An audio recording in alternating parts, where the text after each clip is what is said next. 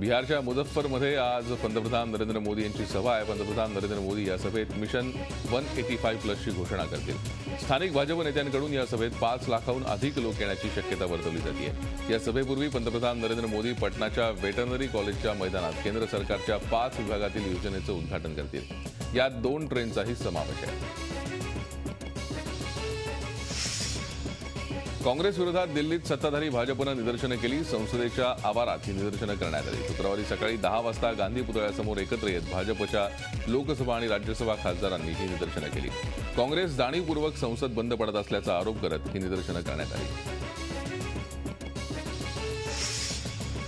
शेतकरी आत्महत्या या व्यसनाधीनता प्रेम प्रकरणं यातून होत असल्याची मुक्ताफळं केंद्रीय कृषी मंत्री राधामोहन सिंग यांनी उधळली आहेत। धक्कादायक बाब म्हणजे लोकशाहीचं मंदिर असलेल्या राज्यसभेत त्यांनी देशातल्या बळीराजाच्या परिस्थितीची क्रूर चेष्टा केली आहे। विशेष म्हणजे राधामोहन सिंग यांना त्यांच्या लेखी उत्तराबाबत विचारलं असता त्यांनी एनसीआरबीनं दिलेल्या आकडेवारीचं समर्थन करत सरकारकडे त्याचा आधार असल्याचं अजब वक्तव्य केलं आहे। ये राष्ट्रीय अपराध रिकॉर्ड ब्यूरो है और उसने जो आंकड़ा देता है, जो विवरण देता है, हम उसको रखते हैं। अब उनकी जो बुद्धि है वो अपना बोलेंगे करेंगे। नहीं, मेरे विभाग का मतलब है क्यों नहीं भाई, मेरे पास आंकड़ा राज्य सरकार या अपराध रिकॉर्ड ब्यूरो से प्राप्त होते हैं।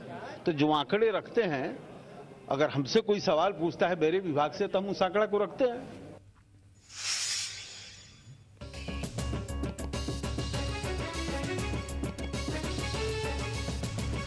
सुप्रीम कोर्टानं पोलीस ठाणी आणि कारागृहांसंबंधी महत्त्वाचे निर्देश दिले आहेत। देशातल्या सर्व राज्यांसाठी कोर्टानं हे निर्देश दिलेत।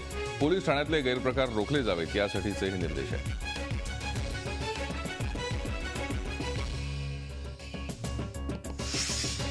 काळ्या पैशांप्रकरणी सुप्रीम कोर्टाच्या एसआयटीनं आपला अहवाल सादर केला। या अहवालात क्रिकेटच्या मैदानापासून धार्मिक क्षेत्रापर्यंत अनेक भागात काळ्या पैशांचा बोलबाला असल्याचं सांगितलं गेलंय। एसआयटीनं क्रिकेटमध्ये होणारी सट्टेबाजी, शाळा तसंच धार्मिक संस्थांना मिळणाऱ्या दानावर करडी नजर ठेवण्याची गरज असल्याचं सांगितलंय। जम्मू काश्मीरच्या बाल्टालमध्ये अमरनाथ यात्रेच्या बेस कॅम्पजवळ ढगफुटी झाली। यामध्ये 2 जणांना आपले प्राण गमवावे लागलेत तर 10हून अधिक लोक जखमी झालेत। जखमींवर वैद्यकीय उपचार सुरू आहेत।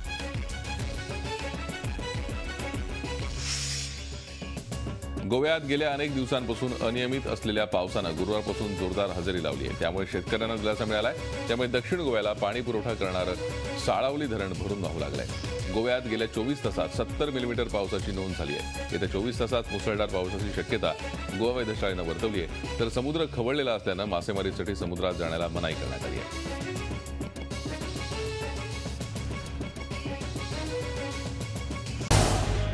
झी 24 तास रहा एक पाऊल पुढे।